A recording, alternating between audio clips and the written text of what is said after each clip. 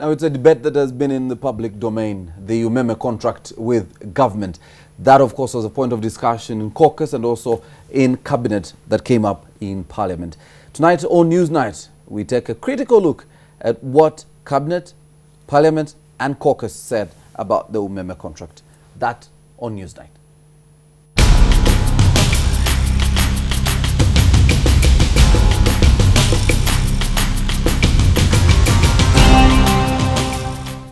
Welcome back. You're watching Newsnight. Andrew, thank you for joining us. You forget Andrew Mwenda, old man of the clan. All right, researcher and journalist. Andrew, let's talk about the umeme contract. We discussed, yes, we discussed this extensively and got a lot of slack and also a lot of feedback for what you said about the umeme contract. However, there are many who agree with you, and I'm told there are many within the NRM who seem to agree with you, but also many that disagree with you on the umeme contract and the way forward.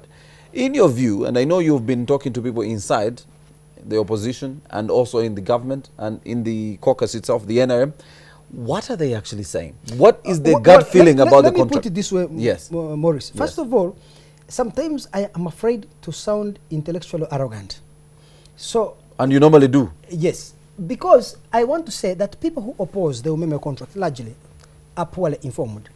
Any person with proper facts would find it difficult to contest. Let me tell you the context of the concession, which is the debate in Parliament. Yes. You see, when government of Uganda put up a statement for companies to express interest in distributing electricity, a company from America, a company from Spain, a company from England, and then CDC and ESCOM, which are parastatals of Britain and France, respectively, came here. They did not submit bids, the companies. They came here to do what is called due diligence, to establish what are the market dynamics. Yes. And they found the following things. A, that since from 1993 to 2002, when the advert was put out, there had been no change in the electricity tariff, in the price at which Ugandan consumers paid for electricity. Now realize this is 9 years, there has been inflation. It has eaten into that price 15 times over. There has been foreign exchange depreciation. In spite of foreign exchange depreciation of the dollar increasing from 500 shillings yes. to 2,000, and in spite of the shilling depreciating over a period of almost 10 years, there is no price change. What had that caused? In the mind of the Ugandan consumers, these companies recognize that in the mind of the Ugandan consumer, electricity A was cheap. 2, the prices did not change. That was 1. 2, the companies also found that there were high default rates and very high thefts.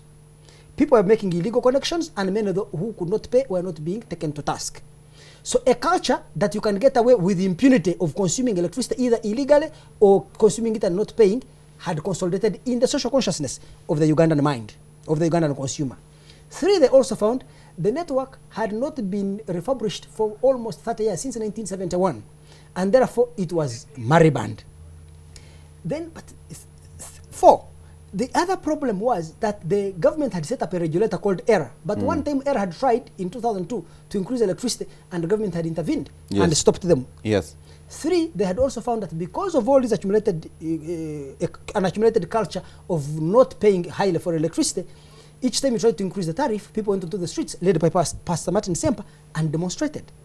If you are an investor, would you enter that market? All the companies pulled out. In fact, only one company wrote a letter to the government stating these complaints. The others went to government and told them, this market of yours is very bad. You keep running your government per state. So, it already Uganda as a destination for investment in the distribution of electricity was a no-go area. You couldn't go there. So, the CDC guys said, you need to address all these complaints, you understand, before we invest. So finally, when companies bidded, ESCOM, which is a government parastate of South Africa, and CDC, a government parastate of Britain, they formed a consortium. In that consortium, you need to read that consortium, and this is what people do not understand. In that consortium, they demanded the following: A, and it is written in the concession agreement, that the government of Uganda will not increase the price of electricity for more than 10% in a year. 2, they will not increase the price of electricity for more than 20% in 3 consecutive years. What does that show you? That if there is anybody who does not want an increase in the tariff, it is umeme. Because why do you think they are afraid of increasing the tariff? The consumer.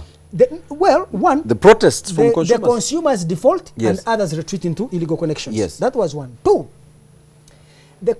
knowing that the government could arbitrarily intervene in the market to overrule the regulator, they put in the concession agreement clauses to protect the investor. And this is what the clause says, that if government breaches the contract, it will pay the investor 120% Yes. of net investment. What does that mean?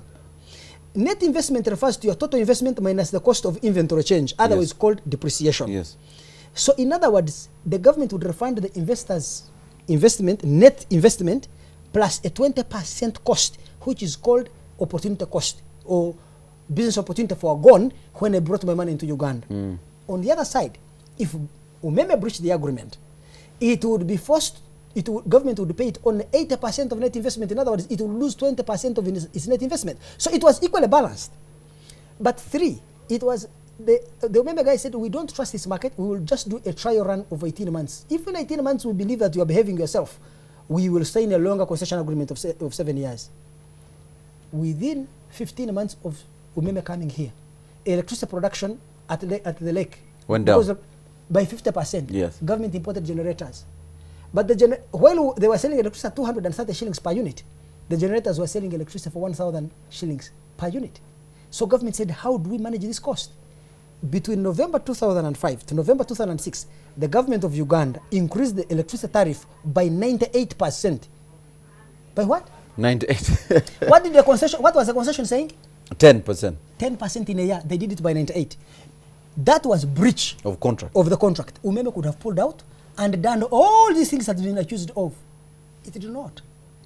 Umeme called for renegotiation of the concession. Of the concession. Yes. Two things they said. If you increase electricity by 100% in just 1 year, people will fail to pay and either default or retreat into illegal connections. So we can no longer be able to keep our commitment, our promise with you on reducing the losses on electricity, because they're going to be escalating thefts and defaults. So from 2006, from 2005 actually, when they started increasing by 42%, up to 2009, ERA, the Electricity Regulatory Authority, suspended the target on reduction of losses. Why? Because the government was in a breach, and the government felt that until it has stabilized the electricity situation and is able to manage the price, it cannot continue. That is exactly what happened. In 2009, they restored the targets. Now, if you're a member of parliament and you are going to judge Umeme and cancel its contract, two things happen. Maurice, for us in private business, we say, you cannot judge something that you cannot measure. For me, if I have an advertising manager, they have a target. In a month, you must make advertising revenue of 400 million. If the guy makes 400 million, then he has hit his target. Am I right? Yes, you are. I cannot say therefore I'm cancelling your contract because you have failed. In the case of Umeme with the government of Uganda, they set 5 targets. A, connections. B, collections. C, loss reduction. D, investment. Umeme was required to invest $65 million in the first 7 years. They have invested 130. Right. Let me show you, because this is now a measurement. Yes. You ask them to invest 60 million. They have invested 130. Yes. They asked them to increase collections from 75% to 95%. It is now 98. Yes. Reduce losses from 35% or 38%, because the figure is contested, to 28%. They have reduced 24.